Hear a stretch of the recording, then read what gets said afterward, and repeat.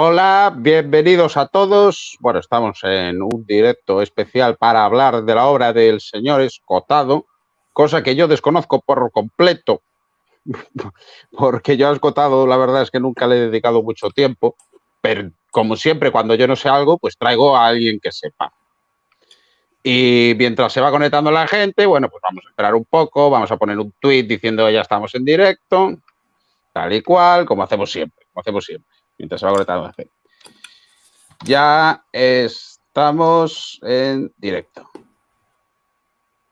Y pongo el link, twitch.tv/BenjaF, para que vaya viniendo la gente.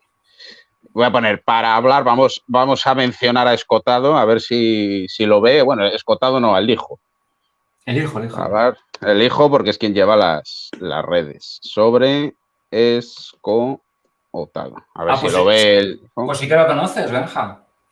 ¿A quién? Hombre, algo lo conozco, hombre, pero tampoco... ¿Sabes que el hijo le lleva a las redes? Sí, eso sí lo sé. Ya estamos en directo para hablar sobre todo Escotado. Algo sé, hombre, tampoco soy un pleno ignorante sobre Escotado. Lo que pasa es que no me he leído esto del comercio, ¿cómo se llama? Los enemigos del comercio y todo esto. Bueno, mientras se va conectando la gente ya, bien. Ok, 5 minutos. Vale, bien. A ver qué... Está todo bien. Estamos bien todos, todo correcto, todo preparado. Sí. Perfecto. Bueno, pues como de costumbre, yo creo que no tengo que hacerle ninguna presentación porque ha estado aquí muchas veces y además es amigo mío, gran amigo mío. ¡Hombre! ¿Quién está por aquí? El señor Miguel Puga. Un abrazo, querido amigo. Como de costumbre está aquí mi querido amigo David Marcos. Bueno, no faltes al respeto, Miguel. No faltes al respeto. El de la gafa eres tú, ¿eh? No, el de la gafas eres tú de abajo. Eres tú. Bueno, pues como de costumbre está aquí mi querido amigo David, que como sabéis es estudiante de filosofía y bueno, la verdad es que yo siempre lo traigo porque es una persona que aporta mucho a este canal y desde luego después yo quiero hablar un poco de eso. Para quien lo quiera seguir, voy a buscarlo. Él tiene un canal de YouTube. ¿Cómo se llama tu canal? David, o sea, se llama como tú, ¿no? Sí, David Marcos Luján. Bueno, lo voy a poner por aquí. David Marcos Luján. Tenemos un trombón de fondo. Sí, es culpa de David, que están en obras en su casa, ya sabéis que bueno. Pues no estaba suscrito. Me suscribo, bueno. No estaba suscrito. Bueno, os dejo por aquí el link para los que no conozcan el canal de David, porque bueno, lo voy a poner también aquí como de costumbre para los que lo queráis seguir. El nombre del canal. Está el link en el chat, que lo he puesto, pero bueno, lo voy a poner aquí. Lo digo porque David es un tío, joder, que en un futuro tendréis todos noticias de él. Eso os lo aseguro. Ahí lo dejo. ¿Vale? Porque es una persona brillante para su edad. Tiene artículos académicos, es un gran pensador y es amigo mío. Con lo cual, pues ya tiene todas las cosas buenas que se puede tener. Bueno, David, tenéis ahí el nombre de su canal y voy a saludar por aquí a... Sí, ves, se dice ya por aquí, son muy buenos sus vídeos, me los he visto todos. Sí, o sea, al que le interese la filosofía, desde luego, pues es un buen sitio donde aprender. Bueno, nos dice, hola, It's Praetor, que creo que es el pequeño Anca, Juan de Esteban, creo que es. Así que, hola, querido amigo. Luz, nuestra habitual por aquí, está por aquí, gracias. Y con nosotros he querido traer a un invitado bueno, que él se ofreció para hablarnos de Escotado. Hola, DFML 312. Él se ofreció para hablar de Escotado porque surgió el tema en un... Hola, padre. Muchas gracias por estar por aquí y por pasarte a saludar.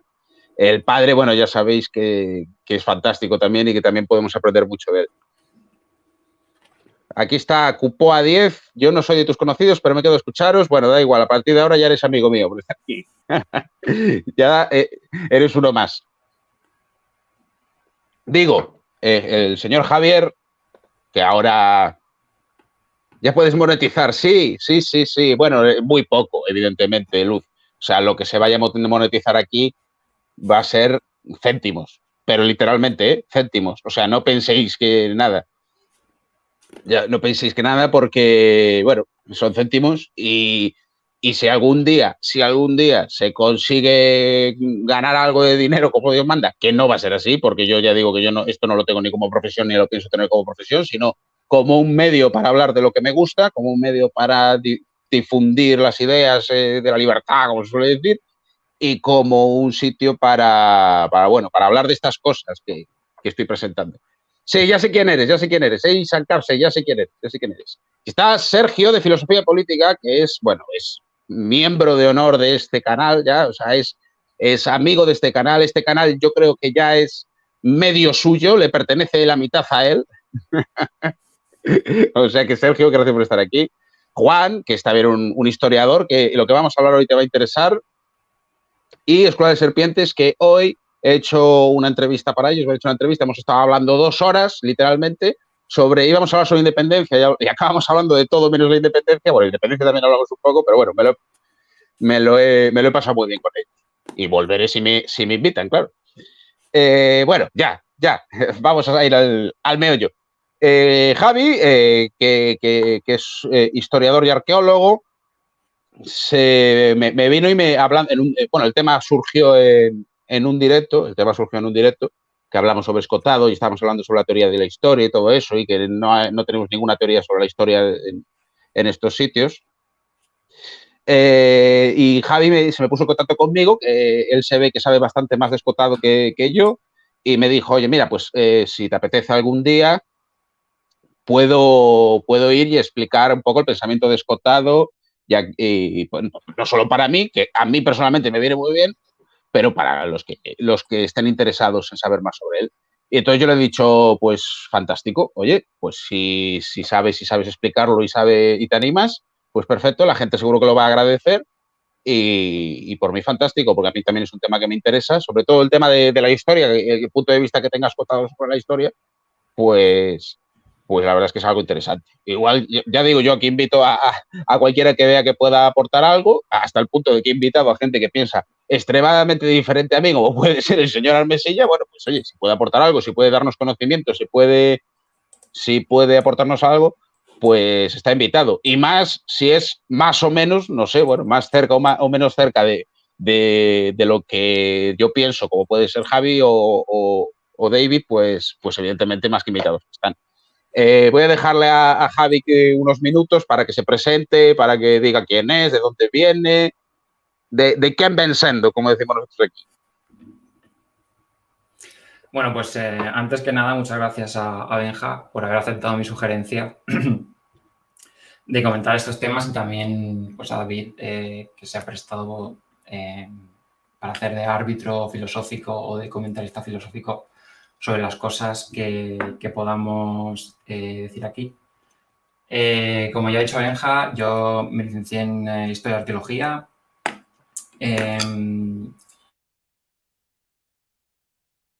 Uy. Pero bueno, por distintos azares, pues... Se cortó un momento, se cortó un momento. Vale, sí, decía que yo tampoco es que sea un experto en Escotado, pero la verdad es que he pasado bastante tiempo estudiándolo, sobre todo ahora con el confinamiento. Su obra es muy voluminosa y sé que pues, no todo el mundo tiene el tiempo o las energías de terminarse los 3 volúmenes completos de los enemigos del comercio, más luego pues, todos los otros libros que tiene, que también tienen muchísimo que comentar.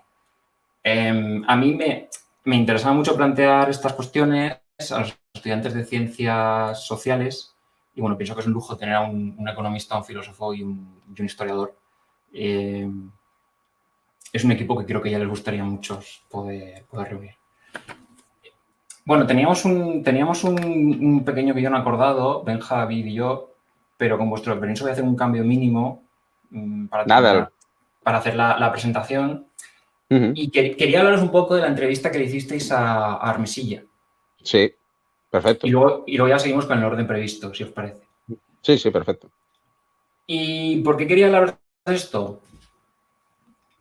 A ver, yo no he tenido tiempo de ver la entrevista completa, pero en la sesión del día siguiente, Benja comentó que, bueno, pues que Armesilla es bastante genial, a pesar de ser de tendencia marxista, y que resulta difícil debatir con él por la cantidad de datos y noticias históricas que aporta a la discusión, ¿no?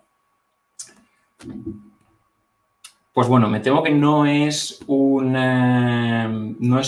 me temo que eso es un problema incluso para los historiadores, especialmente para los historiadores de tendencia libertaria.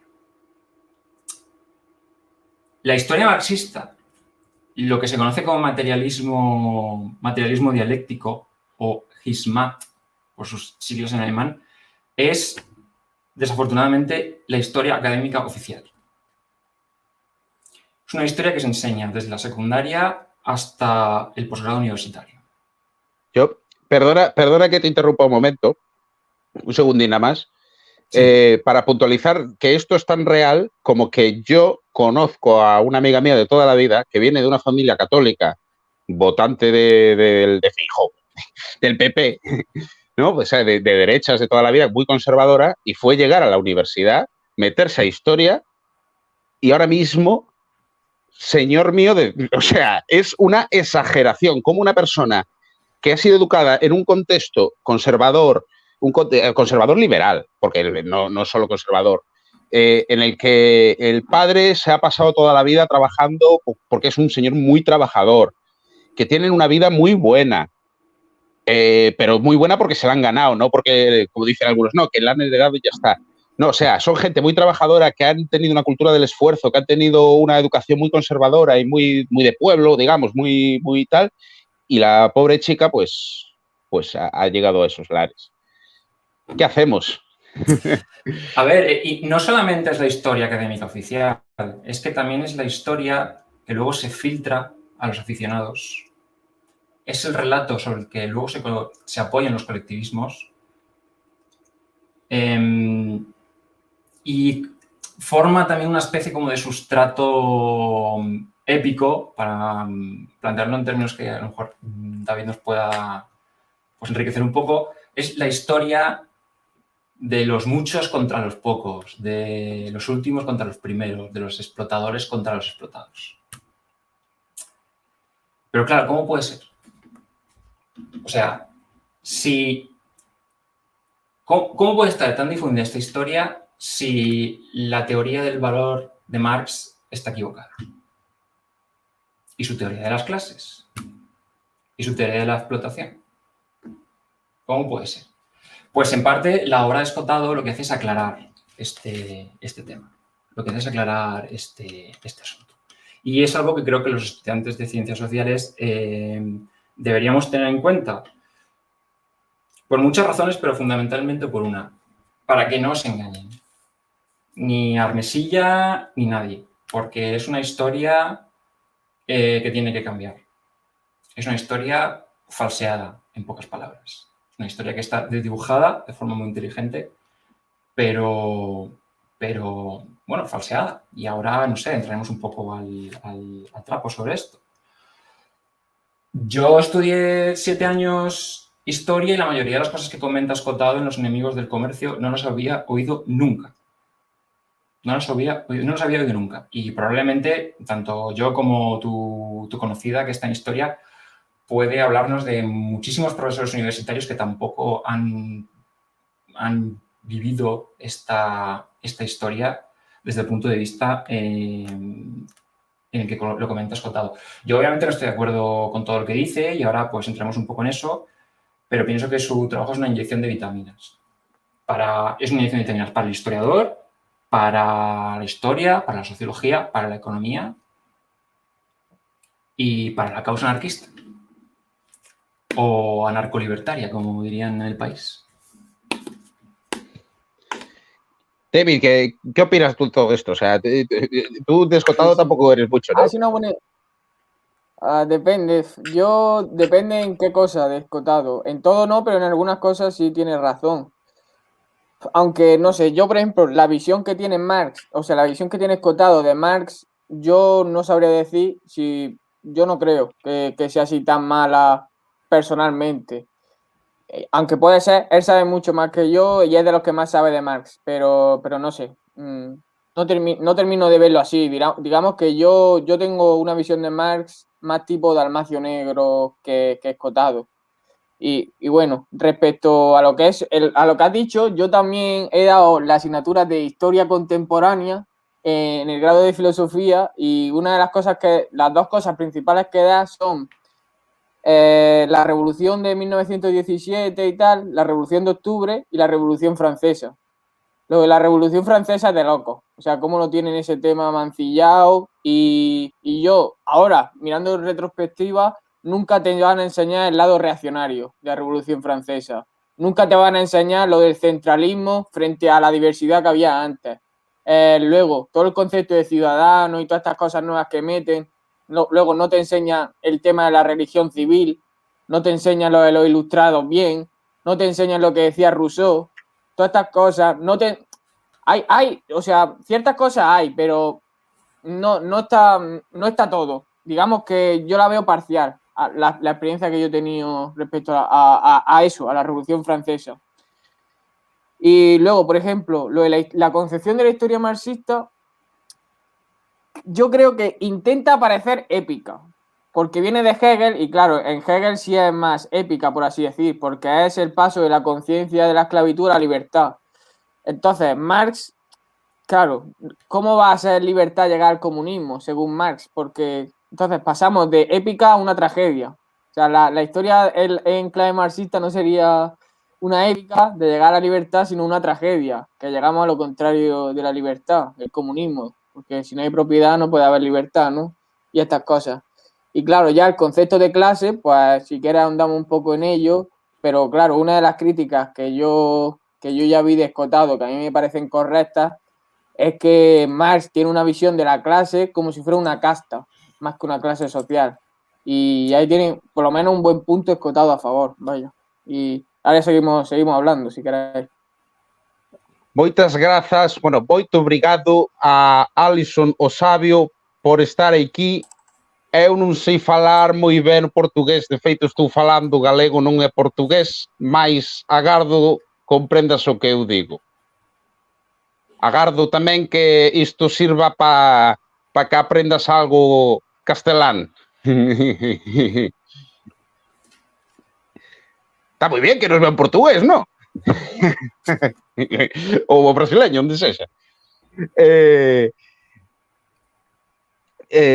Bueno, como siguiendo el guión, ¿no? que teníamos, pues para seguir un orden. Ah, bueno, ¿quieres hacer alguna aclaración antes de lo que te iba a preguntar?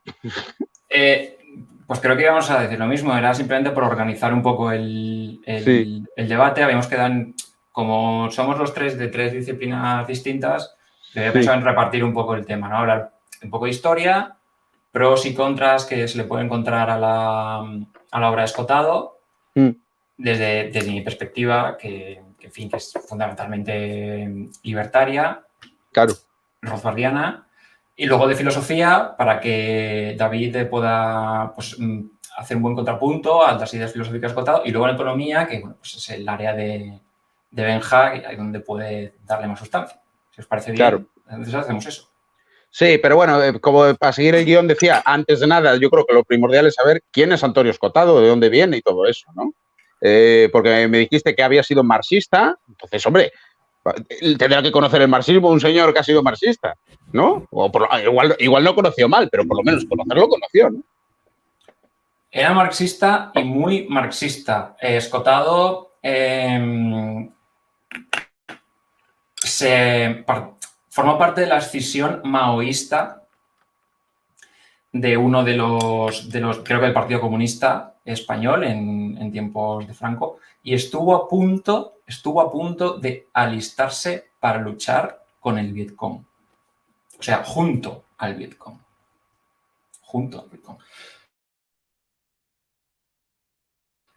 Hoy, Exactamente, pero yo sospecho que fue durante los años. Sí. Parece que se ha habido un momento, igual es cosa mía, no sé. No, es posible que haya microcortes de vez en cuando, pero si es cosa mía, son muy breves y lo normal es que se restaure la conexión enseguida. Sí. Lo que estaba diciendo es que, bueno, no sé exactamente cuándo ocurrió esto, se puede comprobar, pero durante los años 70 hay un auge del terrorismo de izquierdas a nivel internacional.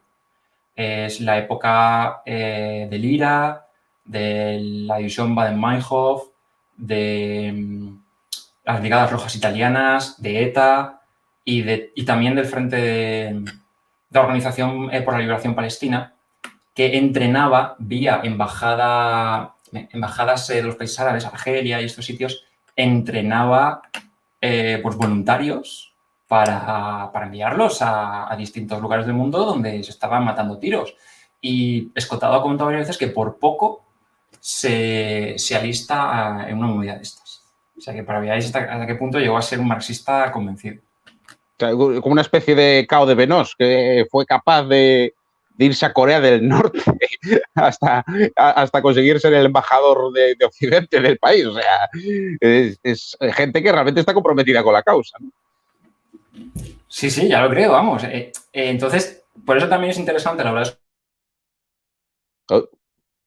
Porque es un hombre que muy profundamente en el marxismo, y a la hora de desmontarlo o a la hora de revisar un poco la ideología, pues habla con muchísimo conocimiento, con un conocimiento muy profundo.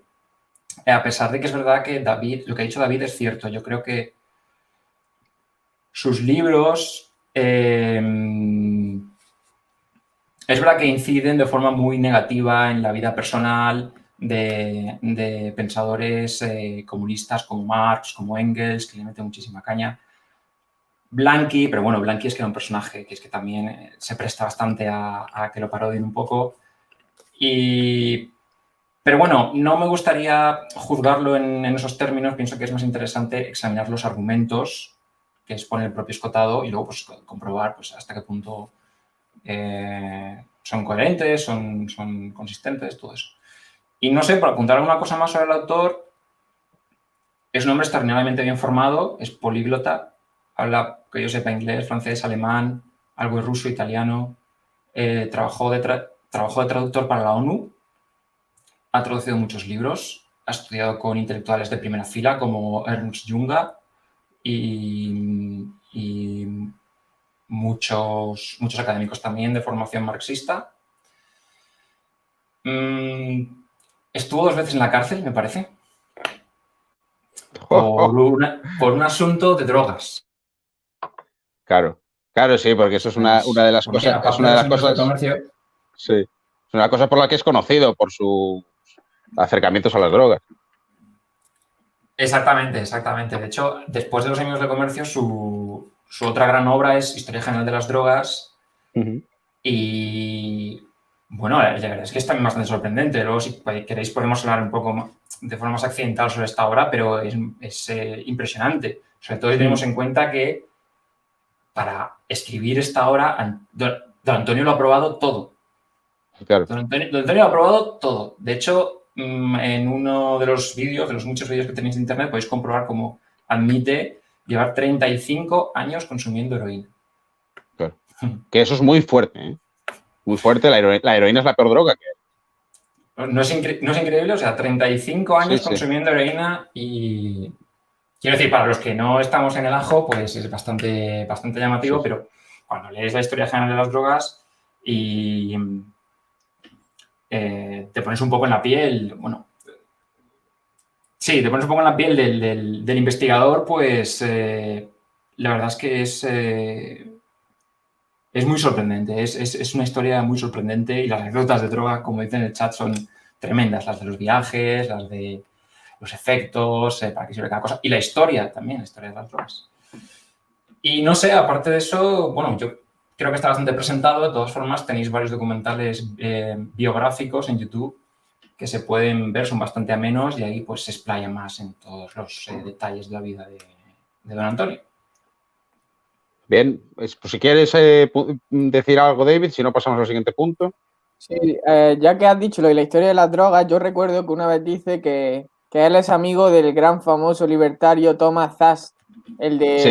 estado terapéutico y todas estas cosas, que lo del estado terapéutico es algo muy actual. Yo te cuido, yo el Estado te cuido de que no tomes drogas, te meto un impuesto al tabaco o lo que sea, o hago una ley y soy yo, el Estado, el que te cuido y te pongo ahora la vacuna para que no te pase nada. Te meto yo el confinamiento, te pongo yo la mascarilla, todo eso, todo lo del estado terapéutico y eso. Cuenta también que Thomas Sachs le dio algunos que otros libros para el tema de escribir el de historia general de las drogas y tal. Y nada, simplemente comentar eso. Sí, mira, yo el tema de las drogas empecé a estudiarlo precisamente por Thomas Sachs, por uno de sus libros que se llama Nuestro derecho a las drogas. Y Sí. de hecho, me parece recordar que Bastos lo recomienda. No. Sí, Bastos, sí, Bastos. Bastos recomienda uno que se llama La teología de la medicina, que creo que es el libro en el que explica que cualquier persona debería dedicarse a la medicina, que el Estado no tiene por qué otorgar licencias para ser médico. Que es una cosa también bastante antiintuitiva, por lo que ha dicho. Bueno, no solo por lo que ha comentado David, sino que ya antes de la pandemia nosotros veníamos con esta mentalidad de que únicamente el médico con licencia y con unos estudios certificados por el Estado es el que tiene capacidad para ejercer la medicina. Y Thomas Sachs, que es médico y psiquiatra, explica en varios de sus libros que no, que eso es un error casi tan grande, que juntar el Estado y la medicina es un error casi tan grande como juntar el Estado y la economía. Y Estado y ciencia, que es algo también. Eso es lo peor. Eso es lo peor. Ayer lo hablamos. Claro. Bueno, vamos ya, si quieres, al siguiente punto del guión que me pasaste, que es, bueno, hablar de los enemigos del comercio. ¿Qué es los enemigos del comercio? ¿Qué sostiene? ¿Qué tesis tiene escotado ahí? Tú dijiste que la obra no tiene tesis, pero que para ti sí que la tiene. Entonces quiero que me expliques eso, porque ahí tenéis discusión filosófica igual con David, igual está de acuerdo, igual no.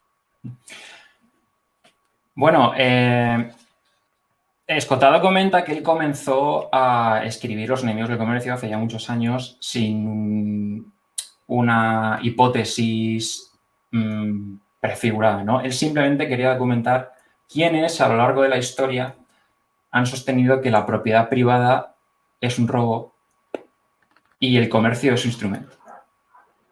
Entonces, siguiendo esa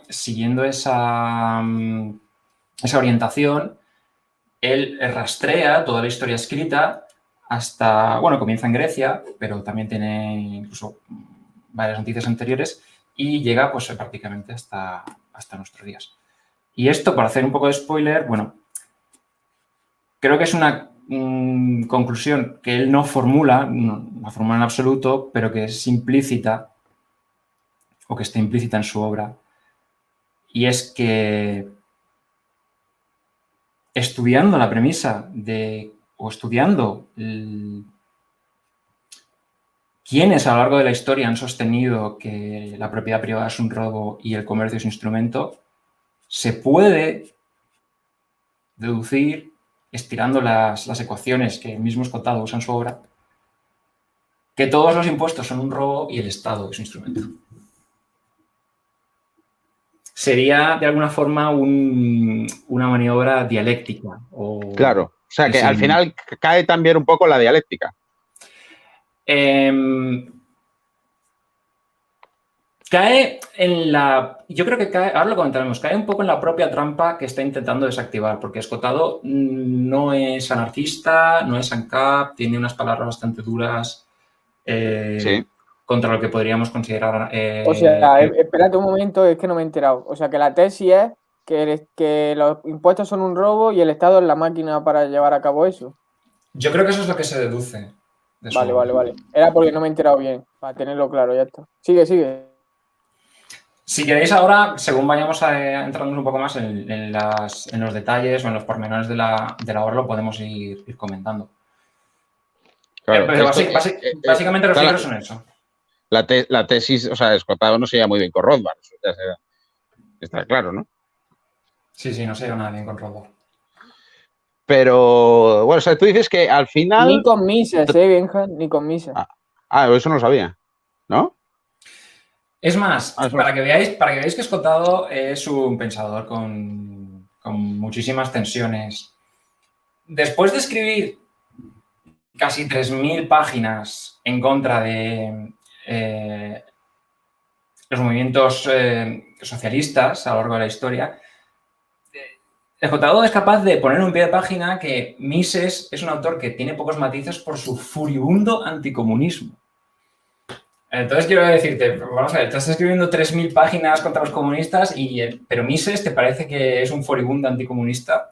No sé, yo creo que es una de las tensiones no resueltas. Claro, igual le venía el odio de la etapa anterior o algo así, ¿no?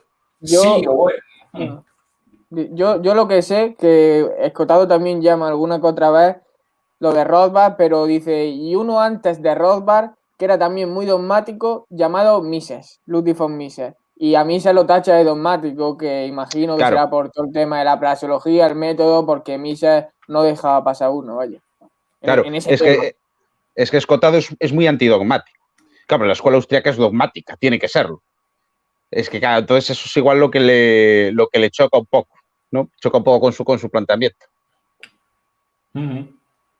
Sí, ahora si queréis hablamos de un poco de la escuela austríaca, pero como estabais comentando antes, sobre lo que ha dicho David, lo que ha dicho también Benjamín, para empezar, pues comentar si queréis algunos eventos históricos, ya que es un libro de historia, es historia intelectual propiamente, pero bueno, mete de todo, economía, historia venemencial, historia intelectual.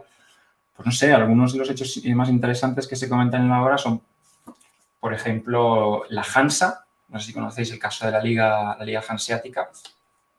No. La Liga Hanseática, nosotros los austríacos pienso que nos tendría que volver locos, porque fue una liga comercial que surgió en el medievo de forma espontánea. ¿Es lo de la ley, lo de la lex mercatoria y todo eso? Fue uno de los... A ver, es un fenómeno más concreto que lo de la lex mercatoria, porque la lex mercatoria de alguna forma integró a toda Europa, más o menos, desde Venecia hasta Noruega, pero la Hansa lo que tiene de llamativo para nosotros, sobre todo para los más hayekianos, y Escotado es muy hayekiano, muy hayekiano, eso sí que se le nota mucho, es mucho más hayekiano que misiano. La Hansa es un organismo sin organizador. La Hansa fue una entidad político-económica que surgió de forma espontánea. Entre una constelación de ciudades que estaban en los márgenes de distintos reinos, algunos reinos muy belicosos como el de Dinamarca o el de Noruega, que sin embargo fue capaz de organizarse de una forma absolutamente remarcable y capaz incluso de vencer militarmente a algunos de los monarcas más poderosos de su entorno. O sea, fue europeo, fue un fenómeno europeo. Sí, completamente. La Hansa abarcaba aproximadamente pues, todo lo que es la fachada atlántica del norte de Europa, desde Flandes hasta el Báltico. De hecho, ese era más o menos el ámbito que conectaba comercialmente. Pero lo más llamativo es eso, que exactamente en Alemania, lo que era el Sacro Imperio Romano Germánico, Dinamarca, Reino de Noruega, todos esos sitios. Y bueno, pues lo llamativo es que fueron ciudades libres que se asociaron de forma, digamos, un poco ANCAP para constituir, para defenderse, para prosperar y que pues fueron absolutamente pioneras. No conocía yo ese caso, fíjate. No conocía yo eso. Voy a investigar más sobre el tema. Se ha cortado por ahí, sí. Sí, vale. Decía que los holandeses, que son, digamos, uno de los otros grandes temas sobre historia comercial de los que has contado, aprenden todo de la Hansa. O sea, aprenden y perfeccionan, siguiendo con lo que Bastos ha expuesto muchas veces de la constelación de estados y de que la fragmentación europea ayudaba a que unos estados se copiasen los unos a los otros y aislasen los errores, acumulasen las mejoras. Los holandeses beben muchísimo de la experiencia hanseática. Claro. Y los holandeses, bueno, tampoco voy a entrar en muchos detalles, pero aquí en España se los conoce poco para lo que fueron. Estoy hablando de las Provincias Unidas, ¿no?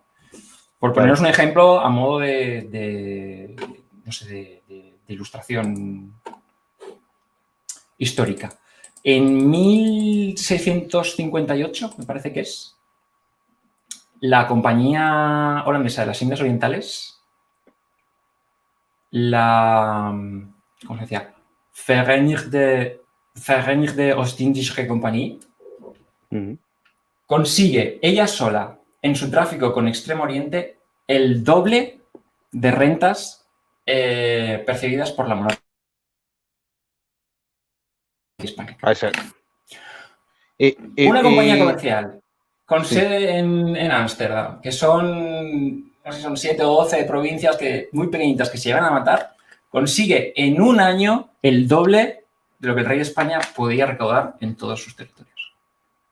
Te preguntan, Javi, te pregunta Luz, que si eso lo diste en la carrera y qué acontecimiento histórico fue lo que más te sorprendió no conocer después de tus estudios en la carrera, claro.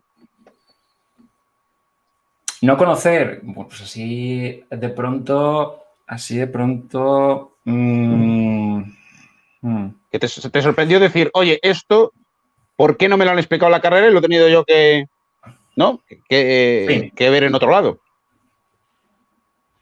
Es que hay tantísimo que contar. Mira, yo soy sincero, en la facultad por lo menos en la que estuve yo, en la facultad de historia pisas una baldosa y sale socialismo.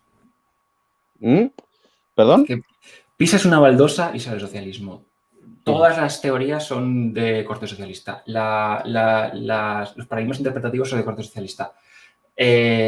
Vamos, es claro, muy difícil hacer historia libertaria. De hecho, esto lo quería comentar al final, pero bueno, ya lo podemos adelantar. Bastos ha dicho muchas veces que la escuela austríaca está necesitadísima de historiadores. Y es verdad. Sí. Es que no hay no hay historiadores de... Sí. Fíjate, Javier, que eso lo comentaba yo el otro día con Benja, de que los marxistas tienen en todos lados cosas y nosotros no tenemos ningún lado de libertarismo. Y tiene que venir, por ejemplo, no un austriaco o lo que sea, sino un reaccionario como Werner Leding a contarte cómo tiene que ser, cómo fue la Revolución Francesa para que un libertario se dé cuenta de verdad. O sea, tiene que venirte uno de fuera, de por ahí perdido, que no lo conoce nadie, para contarte a ti cómo fue en verdad la cosa, cómo la Revolución Francesa fue lo que fue. Y yo, por ejemplo, no solo ya Werner Leding, también de Dalmacio Negro, me gusta mucho la visión que tiene también sobre la Revolución Francesa, por ejemplo, todo el tema de la igualdad, todo el tema del Estado como entidad religiosa, todo eso se da ahí en la Revolución Francesa, vaya. Claro, es un fenómeno estatalizador, es la creación del Estado moderno. Bueno, ya el Estado moderno ya existía porque algunos lo ponen en Westfalia y tal y cual, ¿no? Pero la Revolución Francesa también fue un paso para la estatalización de todo, la creación de la nación como la entendemos y todo eso. Pues, Javi, te hacen esta pregunta. Sí. Porque, claro, hay gente que... La he anotado, entonces, si queréis, ahora en cuanto terminemos... sí, vale, perfecto. La anotas y respondes después, sí. La respondo porque tiene que ver con lo que quería comentar ya sobre Marx y sobre la teoría de las clases marxistas, ¿de acuerdo? Vale. Pero bueno, siguiendo con los eventos históricos, podríamos hablar de la Revolución Francesa. Y la verdad es que yo creo que para los libertarios de derecha vieja, por usar la expresión de moda, pueden sufrir bastante con el primer volumen de Los enemigos del comercio porque es bastante crítico Ya. No ya con el cristianismo, sino con el mensaje evangélico. Es algo que digamos... Eso también te lo quería comentar yo. Porque yo lo he visto a Escotado muy crítico del cristianismo. Y yo no sé hasta qué punto, ¿eh? Porque yo creo que Escotado ve algo parecido a lo que ve Nietzsche, tío. No sé cómo lo verás tú. Del tema de que el cristianismo tiene mismo un objetivo parecido al del socialismo. El de poner a los últimos los primeros. Y eso lo ha comentado alguna que otra vez Escotado, ¿no? Y que el problema del cristianismo es uno que tiene también el socialismo, que es sostener que la idea de igualdad. Ese es el Pero es que problema la idea de Sí, ya igualdad lo es sé, anticristiana. Benja, ya lo sé, pero yo estoy hablando del punto. Yo creo que eso es lo que ve Escotado, algo parecido a lo que ve Nietzsche. Que yo Aunque creo se que, pueda. yo creo, Sí. yo creo y la gente que dice esas cosas tiene que leerse más a Santo Tomás. A ver, esa es mi apreciación. Para saber qué es Genial. cuál es el. A ver, bueno, lo discutimos el otro día, pero bueno, Luego, saber es lo que que. claro, fíjate, siendo Escotado tan hegeliano, no entiendo Mm, cómo no tiene la visión que tiene Hegel del cristianismo. Cómo el cristianismo es el que mete el concepto de conciencia, que es uno de los conceptos top de Hegel, que lo coge por Kant y todas estas cosas, y no sé.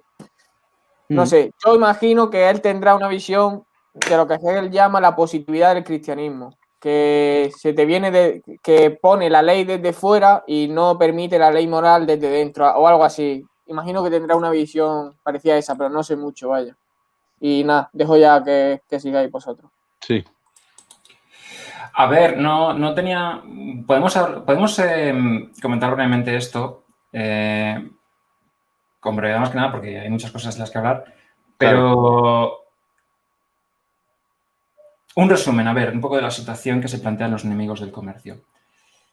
Antes de que el cristianismo se expandiese por el Imperio Romano, había revueltas de esclavos cada 2 por 3. De hecho, la de Espartaco es una de las Famosa.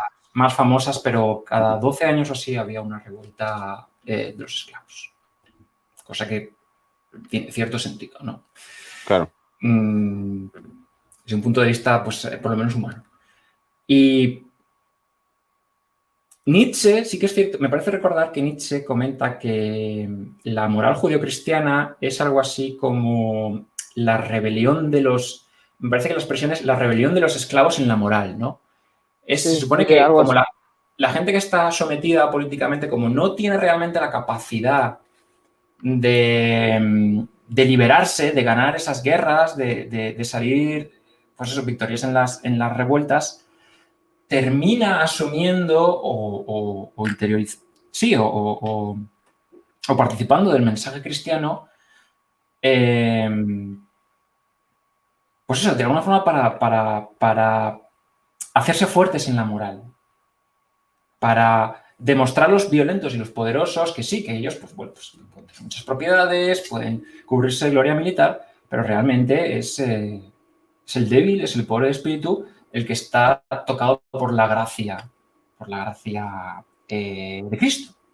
De todas formas, yo no soy cristiano, sois, digamos, los cristianos los que tenéis que quizás refinar o recortar algunas de las ideas que comentas, Cota, con respecto al cristianismo, para matizar más o menos algunos de los puntos más críticos. Pero avanzando sobre esto... Dices que lo trata principalmente este tema en el primer tomo. Sí. Es una cosa que trata en el primer tomo. No, pues habrá que hacerle alguna crítica, entonces, tío. Pero para que veáis lo que plantea Escotado, que es verdaderamente... Bueno, yo creo que está en lo cierto. Aunque no es una cuestión solo relativa al cristianismo, yo creo que tiene más que ver con el estatismo, con la naturaleza del poder político. Cuando llegamos, antes me preguntaban, ¿qué hecho histórico te llama más atención que desconocías en la carrera y que aprendiste con Escotado? Pues probablemente la situación en la Edad Media, en la Alta Edad Media. O sea, en los siglos oscuros, estamos hablando pues a lo mejor de los siglos VI, VII al siglo X, porque Escotado, revisando las fuentes primarias, se pregunta, ¿qué es lo que reinó durante la Edad Media? Y la respuesta me parece bastante clara, el socialismo. Claro. El socialismo, una forma de socialismo. Mi tesis es que no. Mi tesis es que no. A ver, pero ¿cuál era la premisa social? Que los últimos serán los primeros. Que la riqueza es impura. Que Bueno, Dios ama y preserva a los pobres en la pobreza. Que el rico... Pero eso yo creo que es una mala interpretación completa del mensaje cristiano. A mi parecer, es una interpretación mala, porque ya Santo Tomás y a partir de los escolásticos, sobre todo a partir de cuando llegaron a Toledo. ¿Qué año? ¿Tú sabes qué año fue? Fue en el 12 más o menos, ¿no? Cuando se descubrieron las obras de Aristóteles y todo eso, cuando llegaron a... No sé el siglo exacto, no sé. Sí, siglo XII, siglo XII. La toma de Toledo. Cuando se empezaron a redescubrir a los clásicos y todo eso, bueno, el pensamiento cristiano avanzó, evidentemente. Mi tesis es la siguiente, que esto no sé si lo dije en directo o lo dije. Mi tesis es la siguiente. Mi tesis es que al principio la venida de Cristo se veía muy cercana. Y como se veía muy cercana, las riquezas no valían para nada. Es decir, ¿para qué? Si va a venir ya Cristo en nada. Con el tiempo se dieron cuenta de que no. De que no venía. Que evidentemente, si te ciñes a las escrituras, Jesús dice, estad atentos porque no sabéis ni cuándo ni dónde. O sea, que en ningún momento se dice, no, cuidado que voy a venir mañana o que me vais a... No, estad atentos, porque no sabemos ni cuándo ni dónde. De hecho, todas estas cosas, por eso, por ejemplo, los testigos de Jehová, que los testigos de Jehová dicen que Jesús vino en el 1918, una cosa así, y ya está aquí y sigue. Eso es lo que van a tener los testigos de Jehová. Que estamos viviendo una especie de segundo reinado de Cristo, pero no sé, que Cristo está entre nosotros, no sé, una cosa muy rara. Porque descifraron a través de la Biblia, no sé qué, que Cristo iba a venir ese día. Y como no vino, dijeron, ya está aquí. O sea, ese es el planteamiento, ¿no? Ese es el planteamiento. ¿Qué pasa? Que si nos ceñimos a las escrituras, pues no. No sabemos ni cuándo, ni dónde, ni cómo va a venir. Y con el tiempo vieron que eso no era así y empezaron a decir, vale, pues la riqueza es pues, un regalo de Dios, ¿no? Y ahí fue cuando se cambió un poco la mentalidad. Me da a mí la sensación, es decir, los primeros cristianos yo creo que sí que puede llegar a ser verdad que despreciaban un poco la riqueza, pero porque despreciaban lo material, porque dicen, lo que importa es el cielo, va a venir Cristo y ya está. Y cuando se dieron cuenta de que era así... Benja, es muy interesante lo que comentas porque yo tengo entendido que las sectas reconstruccionistas cristianas hablan de la gran apostasía. Y con eso se refieren a la usurpación, de alguna forma, que hace el Bajo Imperio Romano, más concretamente Constantino y los emperadores que siguen, del mensaje cristiano. Que es como una especie de... Bueno, sí, pero quiero decir que ellos entienden como una especie de corrupción del mensaje original... Entonces no sé si va un poco... Pero lo que os quería decir es que yo creo que no es tan crítico con el cristianismo como a veces parece. Por ejemplo, es extremadamente justo al reconocer la importancia de la escuela de Salamanca y de todos los clérigos, los escolásticos tardíos de la escuela de Salamanca, que eran de profunda convicción cristiana, vamos, ahí no había ningún testigo de Jehová. Claro, no, era cura. Claro. De hecho, sobre lo que estáis comentando de, digamos, el refinamiento de la filosofía cristiana, Escotado se da cuenta de que en el siglo XVI la gran disyuntiva es entre las distintas sectas cristianas que van surgiendo en la época y también dentro de la escolástica tardía. Ay, se ha parado. Se ha parado. Se nos ha ido. Sí, será que ha pillado. Ahora. F en el chat. Ahora, dale. Siempre quieres decir esto. F en el chat. ¿Qué es lo último que habéis oído? Pues ya no me acuerdo. ¿Qué decía Davis? ¿Sabes? No sé, yo tampoco. A ver, es que ha hablado, se ha cortado, vuelto a hablar y se ha cortado. Y yo ya he perdido el hilo. Ya me acuerdo que está diciendo, sí, para que veáis que no es tan duro con los cristianos como puede parecer. Sí, con los escolásticos, sí. Él reconoce que en el siglo XVI hay un gran debate, y es un debate que va más allá del mensaje evangélico. Es un debate sobre si hay predestinación o libertad para que cada cual construya su destino. O sea, es un modo indirecto de optar entre Dios como voluntad omnipotente o como ley de la naturaleza. O sea que Escotado reconoce los matices en la evolución del mensaje cristiano. Y es el catolicismo el que sostiene que hay libre albedrío. Y son los protestantes los que Y los dicen que calvinistas no. que no. Los calvinistas y los Claro, protestantes, exactamente. Que son todos estatistas. ¿Cómo no? claro, claro. De hecho, allá donde fueron, Hobbes lo dije, calvinista. claro, allá donde fueron, pusieron de líder religioso al líder político de turno. La líder de la iglesia anglicana, que ayer me llamaron la atención, porque me dijeron que anglicanismo no es la palabra correcta, un inglés fue, no es la palabra correcta para referirse a ellos, pero bueno, la rama protestante de Inglaterra, la líder es la reina de Inglaterra. Vamos a ver.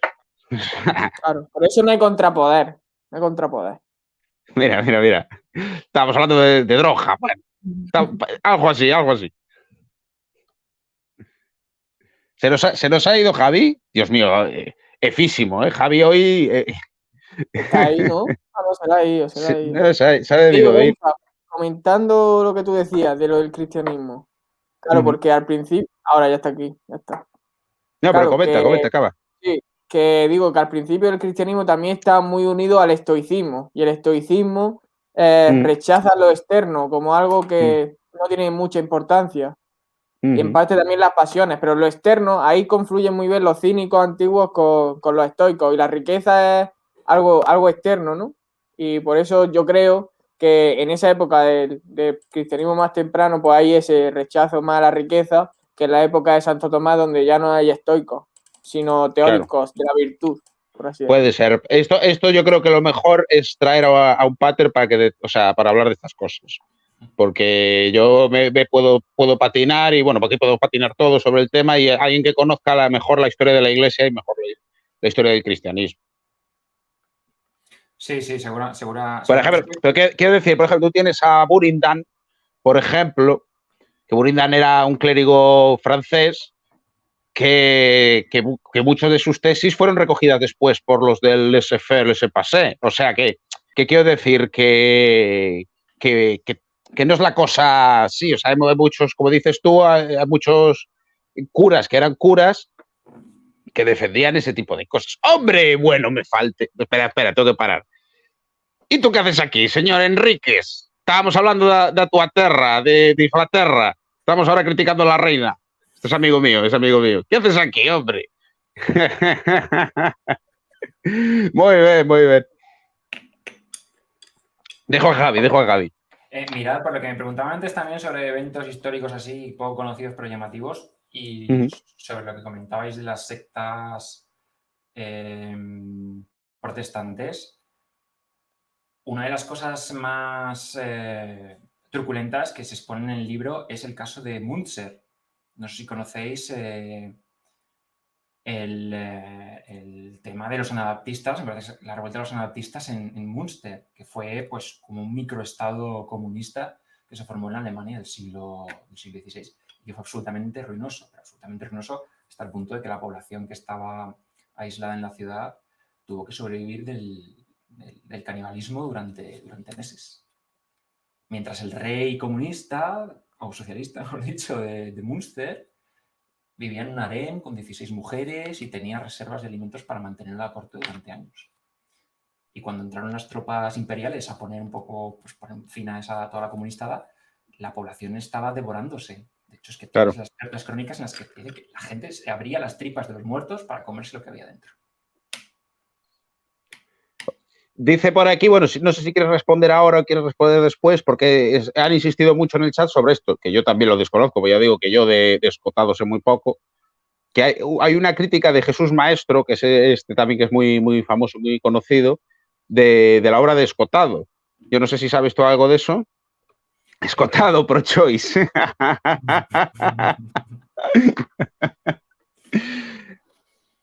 Jesús Maestro es el alumno de Gustavo Bueno. Sí, creo que es Gustavo Buenista, ¿no? Sí, es buenista. Sí. Sí. Bueno, no sabes el tema, tampoco tienes que saberlo. No, pero vamos, creo que hay un par de vídeos de una conferencia que dio Escotado en Mira, la dice que lo Fundación. pone de vuelta y media. Es que, Sí, bueno.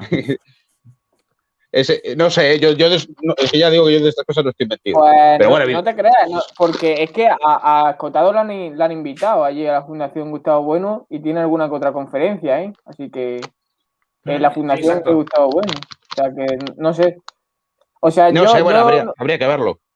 o sea, según dice Escotado, él no conoció la obra de Bueno en profundidad, vaya, pero que tampoco es, no sé. No sé. Yo no sé tampoco mucho sobre la crítica de Jesús Maestro, de verdad. Mira, hacemos esta pregunta y seguimos con el guión porque si no acabamos nunca. ¿Podrías nombrar libros de historia que, como el de Escotado, sean más o menos históricamente fiables y no con el sesgo socialista o marxista? Ahora, por ejemplo, estoy con uno que recomendaba Bastos, La invención de la Edad Media, que es muy bueno, de Jack Hersey, yo siempre lo recomiendo. Sí, luego, si se me van ocurriendo, anotaré aquí algunos, pero más o menos puedo dar algún título. Vale, pues vete. De todas formas, la obra de Escotado es pionera en castellano. O sea, no existe nada parecido a Los enemigos del comercio hasta que él lo escribe. Bueno, y comentabais antes también sobre la Revolución Francesa y la verdad es que yo creo que el primer volumen alcanza la apoteosis cuando comienza a hablar de la nefastísima Revolución Francesa. Claro. Que para nuestra desgracia fue la gran inspiración de los liberales españoles. Sí, claro. Sí. Mira, es como dice Cornel Levy, es que lo clava, yo creo, el Cornel Levy, Para el que crea, para los aficionados, el mayor mal está en la Segunda Guerra Mundial. Para alguno más estudioso está en la Primera Guerra Mundial. Para el verdaderamente estudioso, el mayor de los males está en la Revolución Francesa. Yo creo que vamos. Y yo añado. Eso dije, Y yo añado, y para el que haya estudiado de verdad, en la Reforma Protestante. O sea, no es broma, la Reforma Protestante fue precursora de muchas cosas de la Revolución Francesa. Sí, efectivamente. A ver, la Revolución Francesa, me imagino que conoceréis la charla de Bastos, que es bastante... Sí, pues. Bueno, tiene bastante visualización, ¿no? Hablando de los mitos de la Revolución Francesa. Pero una de las cosas que no se comenta y que a mí me parece muy central en cualquier filosofía de la historia es la cuestión de la represión. Por centrarnos en un evento conocido de la Revolución Francesa, que es el terror. El terror dura de septiembre de 1792 a la primavera de 1793. ¿Podéis intentar a lo mejor imaginar en cuántas víctimas se ha calculado Pues mira, tengo por aquí un libro, pero tendría que buscarlo. Tengo justo este libro que se llama A la sombra de la guillotina, donde es un librito cortito, que trata un poco todo ese tipo de cosas y todo lo malo que hubo, o lo violento más bien. O sea, no las consecuencias políticas, sino las consecuencias violentas que tuvo que luego puedes deducir a partir de ahí consecuencias políticas. Pero las consecuencias violentas. Las consecuencias Pro-choice. Pro-choice, sí. Las consecuencias violentas son centrales, porque es que supone claro. Pues, exterminar de forma atroz a gente simplemente por su condición política o por su posición política. El Gran Terror aniquiló a más de 20.000 personas y menos de 40.000. Claro. ¿Qué se dice? Bastante más que la famosa y denostada Santa Inquisición. Ojo, cuidado, Ojo, cuidado por ahí. Sí, seguramente. Vamos, no tengo ahora referencias pero sí, los estudios que están haciendo ahora de la Santa Inquisición dicen que en toda su historia fueron 3.000 personas. Y su historia es larga, Además, en la Revolución se empezaron a idear algunas formas, pues especialmente crueles de eliminar a los rivales políticos. Hacían una cosa que era, pues, los llamaban bautismos republicanos, que era básicamente meter a un montón de gente en unas barcas, las arrojaban al río y luego las cañoneaban. Las cañoneaban y para hundirlas, o bien para fulminar a los tripulantes o para hundir las barcas. O, por ejemplo, también atar a los reaccionarios en grandes reatas, atarlos con cuerdas y después cañonearlos con metralla. Metían tenedores, metían clavos en los cañones y disparaban pues prácticamente a... F. Un pequeño F. Sí. Y para terminar con el tema de la declaración, o sea, de la Revolución Francesa, y conectado también con lo que hablábamos antes del relato, del sustrato, digamos, épico o histórico de algunas tendencias izquierdas, tengo aquí estos son los notas y comentarios de los enemigos del comercio, un discurso de Robespierre para que veáis hasta qué punto esta gente ya adelantó pues los giros lingüísticos y los marcos políticos sobre los que luego se apoyarían un montón de sucesivos movimientos de la izquierda. Mirad, este es Robespierre, ¿de acuerdo? Dice, la primera ley social es la que garantiza todos medios de subsistencia. La propiedad solo se instituyó para cimentarla y nunca puede oponerse a la subsistencia de los hombres. Todo lo indispensable para la preservación es propiedad común. Solo el excedente es propiedad privada y se abandona a la industria de los mercaderes. Otra cosa es bandidaje y fratricidio, disfrazada bajo el sofístico nombre de libertad comercial. Fíjate tú, Robespierre, que de ese discurso que acabas de decir tú, pero, se puede... Tiene todavía un contragiro. Sigue. Dice, se alega que la economía plantea problemas insolubles hasta para genios, pero yo digo que no presenta dificultad. Las ha cortado. Dios mío. Qué pena porque esto me estaba interesando. Sí. Esto me estaba interesando. No, digo, mientras vuelve nuestro amigo. Digo que este discurso se... ya ha vuelto. Vuelve a empezar la segunda parte. A ver, dice, se alega que la economía plantea problemas insolubles hasta para genios, pero yo digo que no presenta dificultad alguna para el buen sentido y la buena fe. La falta de circulación se soluciona suprimiendo el interés de la codicia. No estoy confiscando propiedad privada y me limito a condenar al comercio a que deje vivir al prójimo. Claro.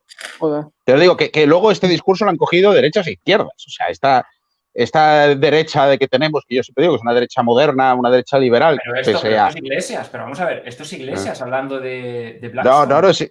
No es Iglesias. No, pero quiero decir, es en la denuncia de la codicia, la denuncia del especulador, la denuncia del monopolista. No, pero fíjate que eso lo puede... Bucharé también. Eso lo puede decir Juan, como la usura. No, Juan también lo explica muy bien. He dejado esto de Lutero hereje y voy a dejarlo un buen rato porque quiero que sea la miniatura. Eso lo explica muy bien, como la usura que se condena en el cristianismo es al consumo. Y eso lo explica muy bien un libro que tengo ahí. Los libros que tengo aquí los puedo sacar, pero si los tengo ahí no puedo sacar. Mira, esto sí lo voy a poner. La confusión entre derechas e izquierdas se ve claramente en el libro El nazismo como problema sexual. Decía que hay un libro ahí que se llama Dinero, Codicia y Dios, que os lo recomiendo mucho, donde se habla del problema de la usura y el hombre explica que la usura se habla para, por ejemplo, los préstamos al consumo, todo ese tipo de cosas. No para, quiero decir, no son cualquier tipo de interés en sí. Cuando la Iglesia condena la usura. Esto ahora que está por aquí Aturusador igual nos lo puede explicar mejor, porque él sabe mejor que yo. Pero es algo así como, tú imagínate, tú tienes una persona que está pasando hambre y tú para que coma le prestas dinero y luego no lo vas a explicar. Pues da igual, lo doy como explicado.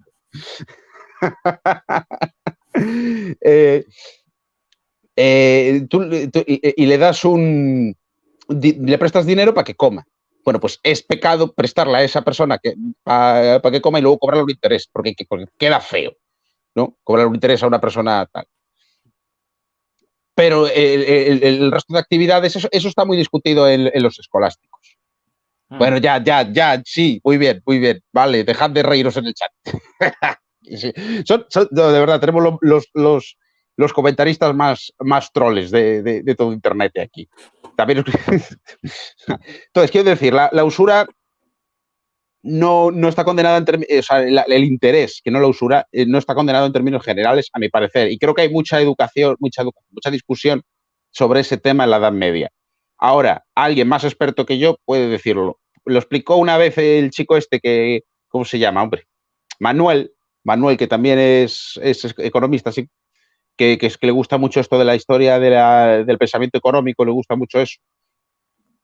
Y explica también un poco la confusión que ha habido con el tema de la usura. Lo explica mejor que yo. Pero vamos, que digo, que no se refiere a cualquier tipo de interés. En este caso, Robespierre sí. Sí, además, Robespierre cae, digamos, en el mismo obstáculo con el que se encuentran todos los organizadores centrales, ¿no? Robespierre empieza a legislar sobre economía y las cosas van mal, van muy, muy mal. De hecho, los edictos de precios máximos y ese tipo de cosas, pues todos sabemos los efectos que tienen. Y es una lástima, lo que estaba comentando todavía antes, que los historiadores sigan pues aplicando de alguna forma teorías explicativas de tipo marxista. Por ejemplo, lo que se estaba comentando antes de la represión durante el terror, hay historiadores de ahora, no estamos hablando de la época de Tocqueville, nada por el estilo, que considera que los autores de las masacres fueron fuerzas históricas impersonales. Uh-huh. ¿No? Fueron pues eso, claro, de alguna forma... De Marx. Sí, eso es todo de Marx. Exactamente. Bueno, como la lucha de clases es el motor de la historia, pues da igual quién se siente... Impersonal. Es que la palabra clave es impersonal, porque ahí es donde mete el concepto de clase. La clase que como algo superior a lo que lo compone. Efectivamente. Ahí entra la crítica de Mises y, bueno, toda la crítica del método. Claro. Eso es lo que traté de discutirle yo a Armesilla, pero no entendió bien, ni yo me expliqué bien, ni... Sí. Y sobre el tema económico, bueno, hoy querías hablar, perdona. No, dice Carlos. Sobre el tema económico, por ejemplo, pues todos podríamos explicar... Buenas tardes, Roger. De forma bastante resumida, qué es lo que ocurre cuando se legisla sobre precios máximos y mínimos.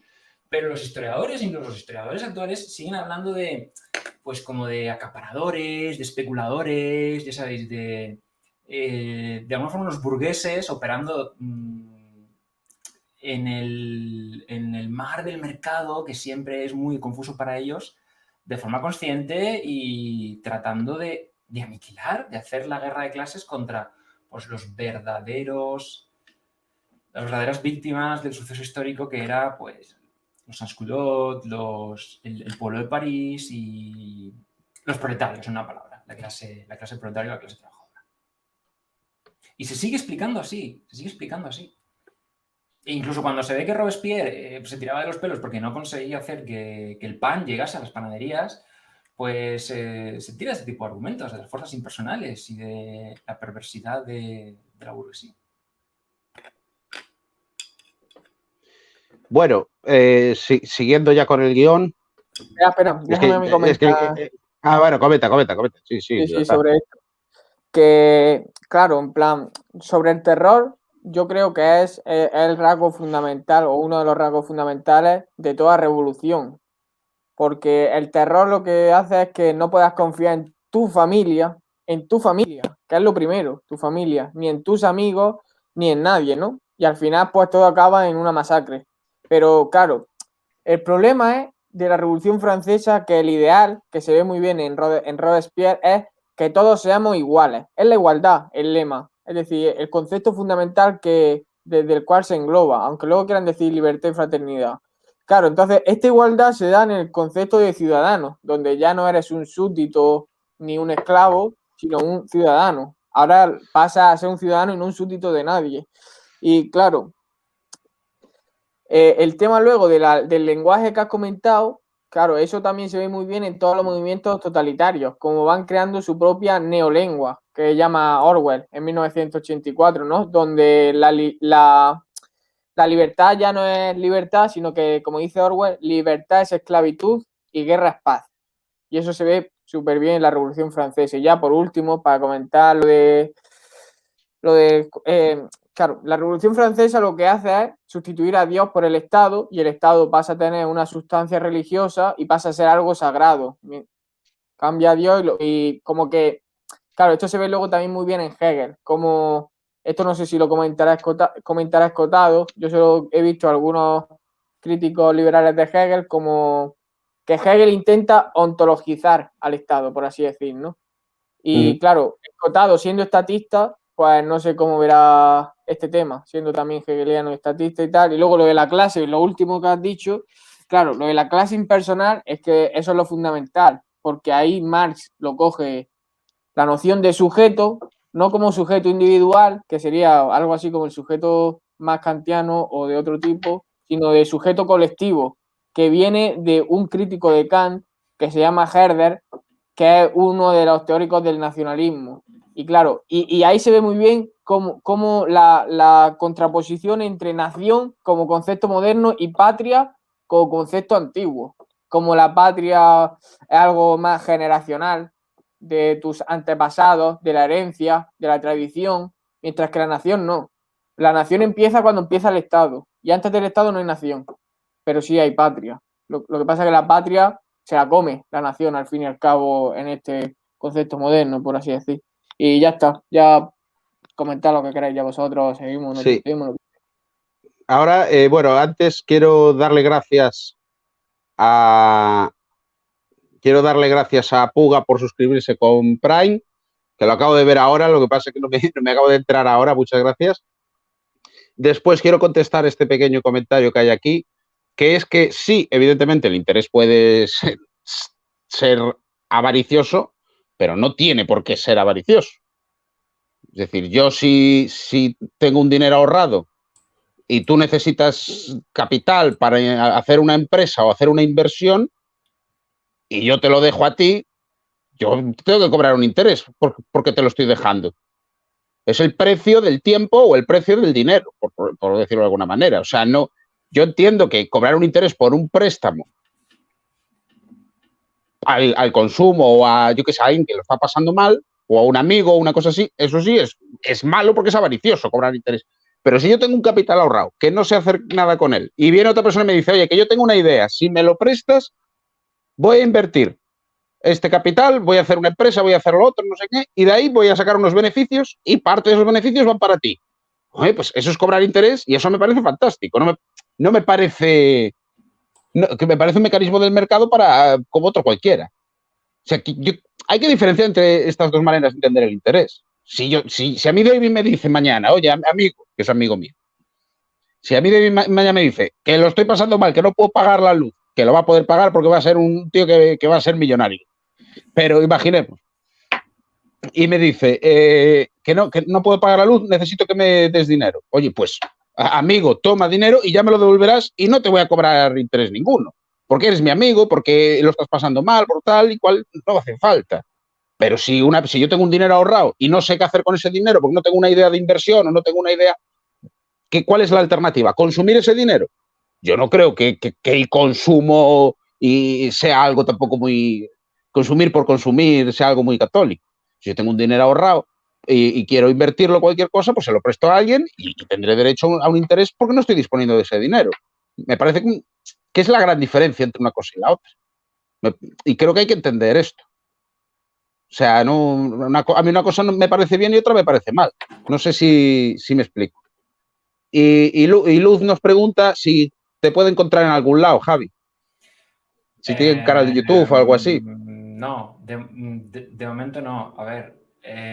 Bueno, pero vamos a dar el Twitter. Espera. Vamos a dar el Twitter para que te sigan allí, ¿o qué? Sí, puedes darlo. A ver, yo como buen anarquista estoy opositando. Cuidado, cuidado que te quitan la etiqueta, Cuidado ahí. Entonces, de momento no tengo ni canal de YouTube. No tienes ni tiempo Twitch, ni nada, pero bueno, vamos a poner aquí, pero es un vamos a, proyecto. Es un proyecto al futuro. pues es una cosa que podría estar bien. Vamos a poner aquí tu cuenta de Twitter, porque quien lo quiera seguir, y desde luego, oye, pues, lo veréis más por aquí seguramente, porque a mí me ha gustado mucho, si él quiere, desde luego. Está invitado para otros días. Por supuesto, encantado. Pasamos, si queréis, a lo que ha empezado a comentar David sobre las clases y la crítica al concepto marxista de clases, que también es muy, muy profundo en la obra de Escotado. No sé si ha sido Benja o David quien ha comentado que lo que tanto Marx como los autores marxistas que le siguen, lo que describen en sus obras no es una clase, es justamente lo que acaba de desaparecer a la altura del siglo XIX. Son estamentos, son castas. O sea, son grupos sociales. Totalmente. Sí. Sin movilidad, sin nada. Sí, sigue. Sí, son grupos sociales cerrados en los que por cuna uno pertenece a un determinado estamento y no hay posibilidad humana, porque el resto del cuerpo social se lo impide, de acceder o incluso de salirse de ese estamento.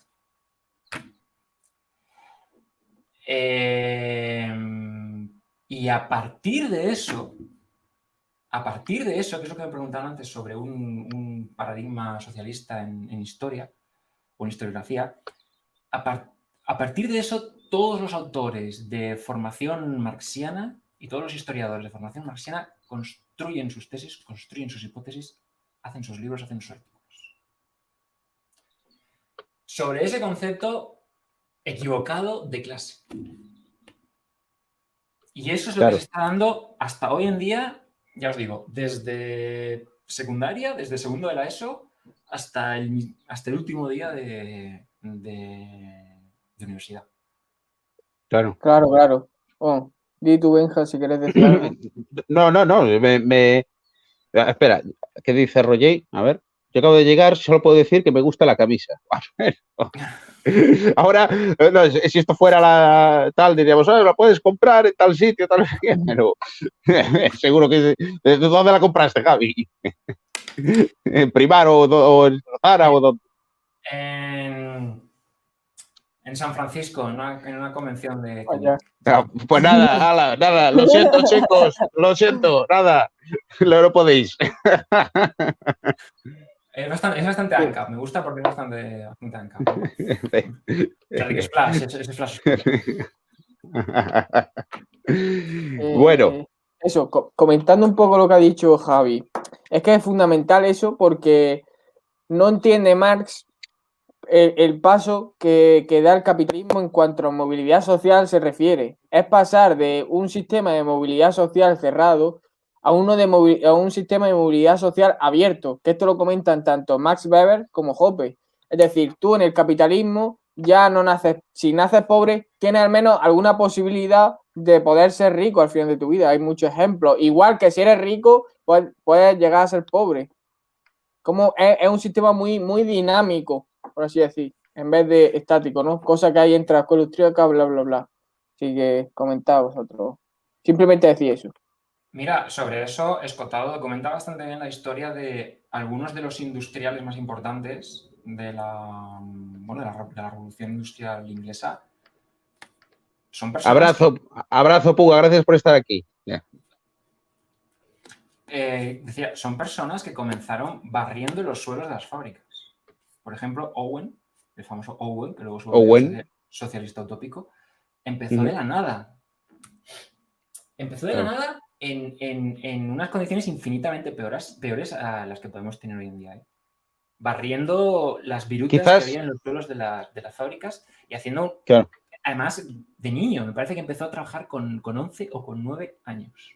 Quizás por eso Owen trató de llevar a la práctica unas mejores condiciones laborales y todo ese tipo de cosas. La historia de Owen es muy, muy entretenida porque él es una persona que era socialista en el sentido, no sé, o sea, Él se hizo socialista más tal, en el momento en el que él trató de llevar unas buenas condiciones, digamos, unas mejores condiciones a sus trabajadores, y sus socios y tal y cual se negaron y dijo, esto es imposible hacerlo así que hay que hacerlo siendo socialista. ¿No? Una cosa de esas. Pero claro, ahora que dice esto Javi, me encuadra más, ¿no? Porque él igual ya venía de todo eso, sabía lo que era, entonces las condiciones de aquella época, que evidentemente son indeseables para cualquier persona, pero como también son indeseables muchas condiciones de ahora y son indeseables las condiciones del pasado. O sea, pues le hicieron llevar a pensar que la solución era esa, ¿no?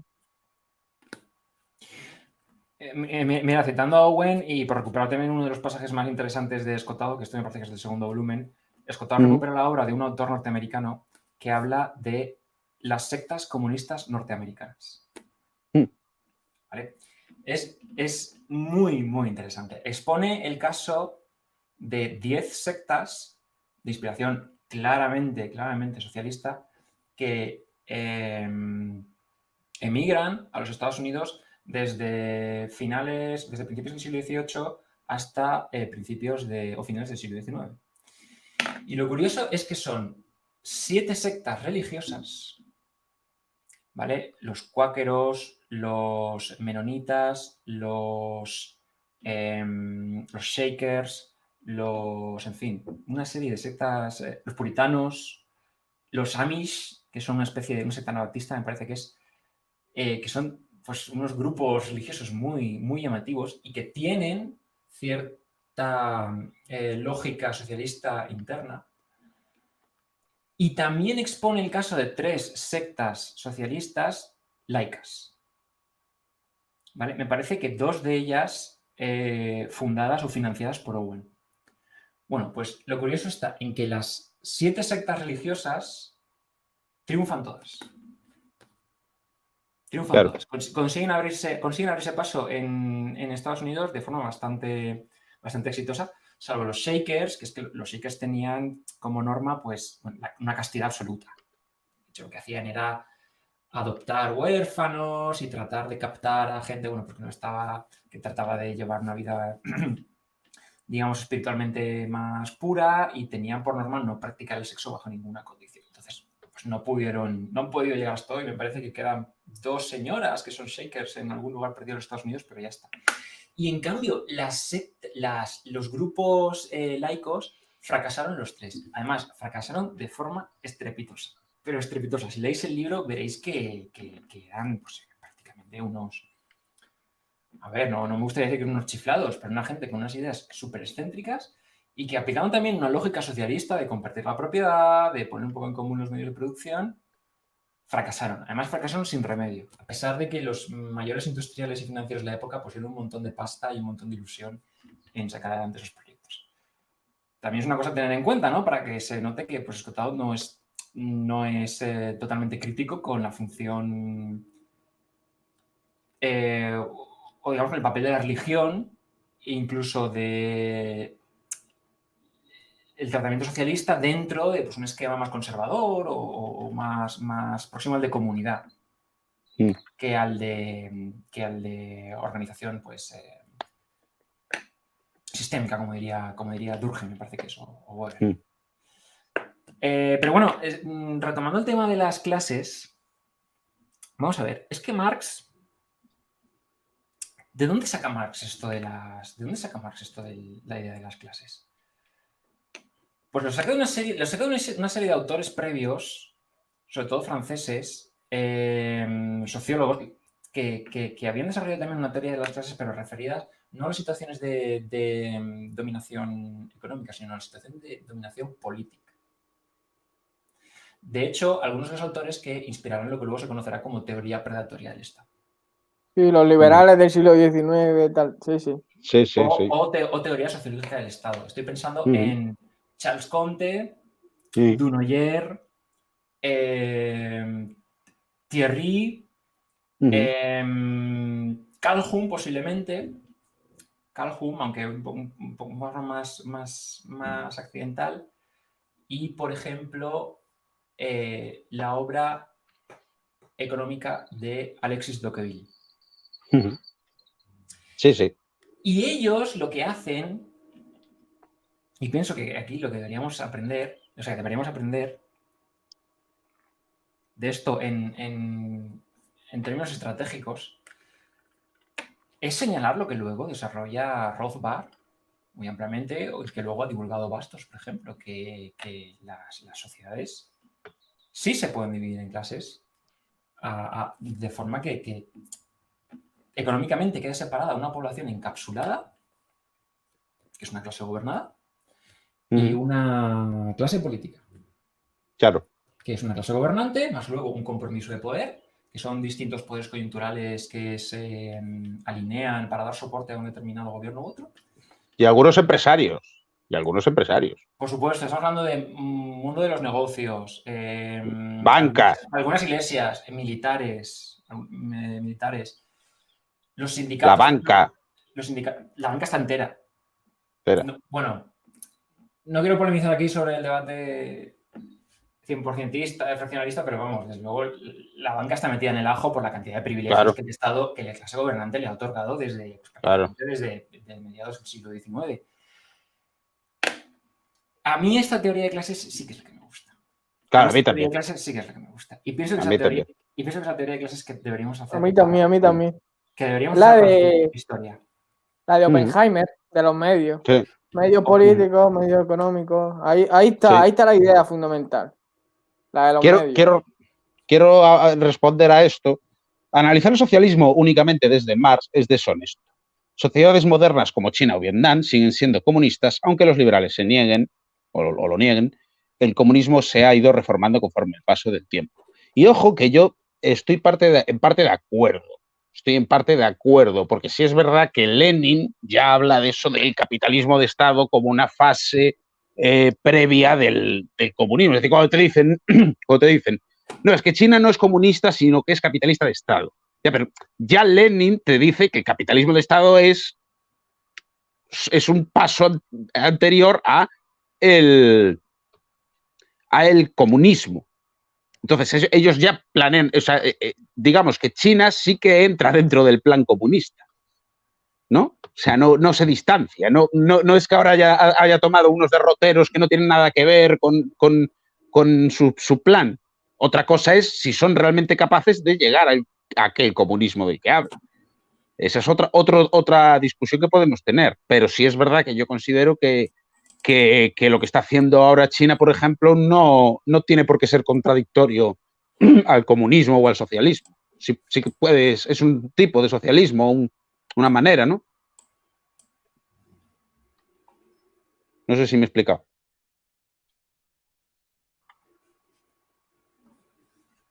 Sí, a ver, es que el debate en torno a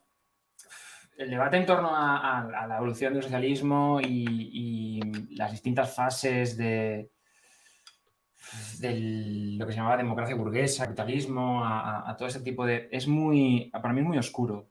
Es muy oscuro. Ya Lenin, por ejemplo, lo trata en el imperialismo, la fase superior del capitalismo, me parece, sí. Y es muy oscuro, además está planteado todo en términos marxistas y resulta bastante farragoso, la verdad. Pero sí, claro, todo ese tipo de cálculos ellos lo han hecho. Es que ellos claro, pero hay cosas que ellos no han visto. Hay cosas que ellos no han visto y hoy se debate entre los socialistas, como con todo el tema este de la informática, ellos eso no se lo pueden plantear, ni se lo llegaron a plantear en su época. Pero ahora uno de los debates es si puede llegar el socialismo con todo el tema de la informática, de si puede el superordenador hacer el cálculo económico, tal. Y eso. Claro. Bueno, a mí me parece bien que sigan ese debate porque creo que los rusos ya lo refutaron a mediados del... Sí, bueno, el siglo XX ellos ya tenían un parque informático bastante importante y empezaron a pensar, bueno, si podían resolver el problema del cálculo económico con mayor potencia de cálculo. Y llegaron a la conclusión de que no, porque el problema de los ordenadores potentes es que hacen el mundo más potente. Claro. O sea, sí, eso es lo que le debatí yo a Armesilla. Pero bueno, él seguía en sus 13 de que no. Eso es lo que le dije yo a Armesilla. Y ahora, Bueno, no sé si te queda algo más por comentar, si quieres comentar algo más. Es que como el guión lo hemos ido saltando de un punto a otro, estoy un poco perdido. Si quieres comentar algo más y tal y cual, ya llevamos 1 hora y media. No sé si queda algo pendiente. Se la he. Ay, Javi, hablo solo. Perdona, ¿puedes repetir, Benja? Que se me ha cortado. Digo que bueno, que como el guión, porque lo tengo aquí, lo hemos estado saltando de un lado a otro, al final, bueno, ha sido un poco tal, pero bueno, está bien, porque yo creo que hemos tocado prácticamente todos los temas. Digo, si quieres comentar algo más sobre algo, algo que veas tú que tenga relevancia, o quieres, lo dice aquí abajo, por ejemplo, dijiste que querías hacer algunas preguntas o no sé qué cosas. Bueno, pues eso, a ver. A ver, yo lo que os quería comentar y que está relacionado con lo que estábamos hablando de la teoría de clases y lo que también os comenté al principio sobre los marcos conceptuales y la percepción que ha conseguido crear la izquierda a través de la historia, es que, bueno, este tipo de historiografía de corte más liberal o libertario y el reciclaje de la teoría de clases hacia una teoría de clases más correcta, que sería la teoría predatoria del Estado, yo pienso que es nuestra mejor baza.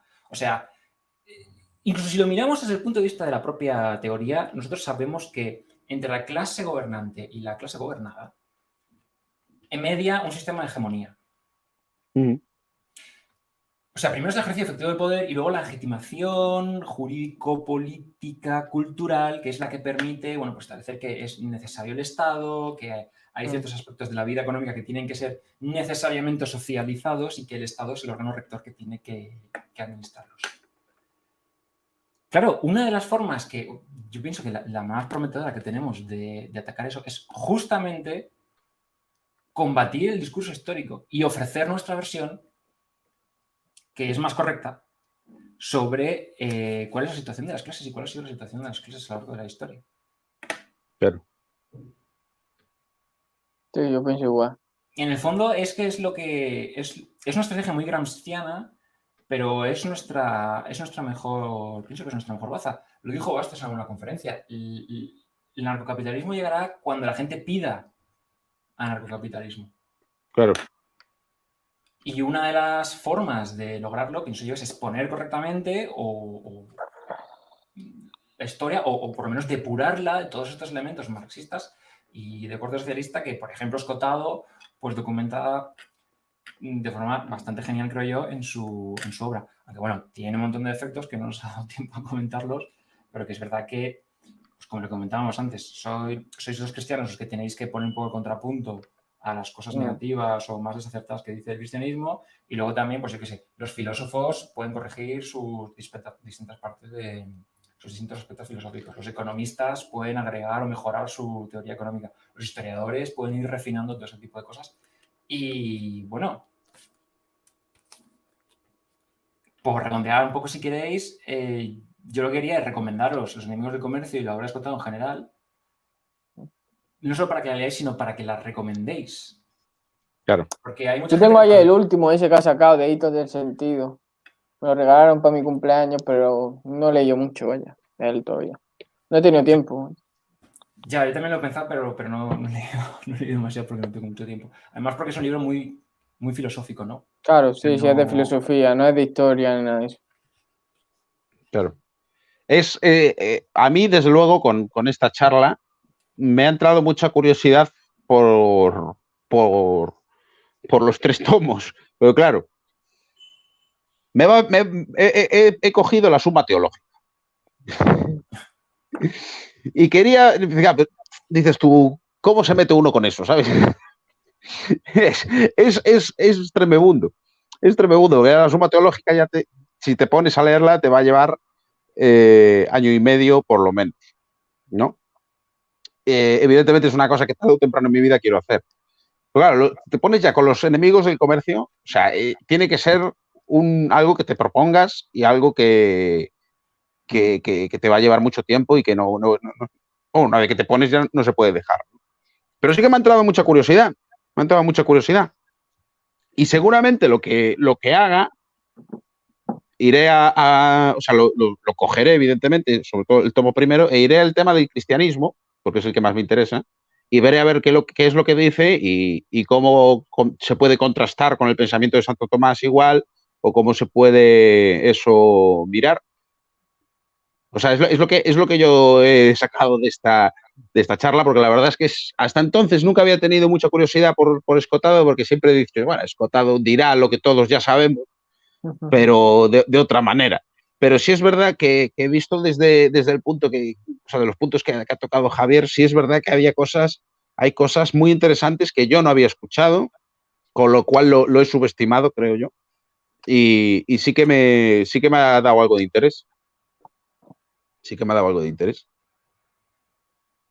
No sé si David quiere decir algo sobre esto. No sé. Sí, a mí también me llama la atención, no tanto por el tema del cristianismo, que para mí es más secundario, sino yo por el tema de Marx y el contexto filosófico que se puede dar ahí, todo eso. Por los pensadores. A mí me interesan los autores más que la historia. A la historia me gusta, pero me gusta ver el trasfondo de la historia. O sea, las ideas que hay detrás. La historia en sí, por ejemplo, a mí, no sé, el terror de la Revolución Francesa, yo quiero ver cuál es la causa de eso. Claro. ¿Qué idea es causa de eso? No cómo fue el terror, cuántos murieron, que yo entiendo, o sea, que es muy malo y todo eso, y es fatal, obviamente, pero no es mi punto, por así decir. Eso a lo mejor sería más un historiador o algo. Claro. Pues nada más. La verdad es que me ha parecido una charla muy, muy, muy interesante. Un placer, a Javi, me ha caído muy bien. Sí, Javi, la verdad, sí, sí, la verdad es que me he llevado una grata sorpresa porque me ha gustado mucho. Le doy muchas gracias. Uno más para el gremio. Sí. Le agradezco mucho que se haya puesto en contacto conmigo porque la verdad, bueno, ha sido un gran descubrimiento, ha sido una enorme experiencia. Hemos conocido más el pensamiento de Antonio Escotado y creo que he sacado cosas, ¿sabes? Cuando uno está en una charla y saca algo después que va a pensar o que va a investigar más o tal, es cuando uno dice, ha valido la pena. ¿Sabes lo que te digo? ¡Hombre! Pero si tenemos por aquí a un Lord de Logroño. Bueno, muchísimas gracias por estar aquí, querido amigo. El otro día me pasé yo por tu stream y me voy a seguir pasando. Lo que pasa es que lo hace muy pronto. Ya a esas horas, yo soy medio socialista y me levanto a las 2 de la mañana, digo, a las 2 de la tarde. Es broma, ¿eh? No lo penséis. Una sesión muy agradable, sí. La verdad es que he sacado muchas cosas. Tenéis que hacer uno sobre historia de las drogas. Hombre, si Javi se ve capacitado, no sé si te has leído ese libro, si te ves capacitado para hacer eso, conozco yo alguno que también puede encajar en este tema. En el buen sentido, ¿eh? En el buen sentido, no os penséis. La verdad es que sí que me estaría interesante hablar sobre Thomas Sachs, por ejemplo, hablar sobre el derecho a las drogas, del libro, bueno, el derecho a las drogas, digo, el libro de Thomas Sachs, y hablar sobre un poco la historia de las drogas. Sí que sería una cosa muy, muy interesante. Y como ya tenemos este gran historiador, Javi, que se nos ha vuelto a ir, como ya tenemos ya estoy de vuelta, perdón. Digo que estaría muy bien hablar algún día si te ves capacitado para hablar de la historia de las drogas, pues algún día podríamos hacer algo así también. Sí, por supuesto. Yo encantado. Intentaré tener resuelto el problema de los cortes, los microcortes de conexión. Pero sí, claro. Yo agradezco muchísimo el interés y encantado de colaborar con vosotros, por supuesto. Perfecto. Podéis seguir a Javi en este @ en Twitter.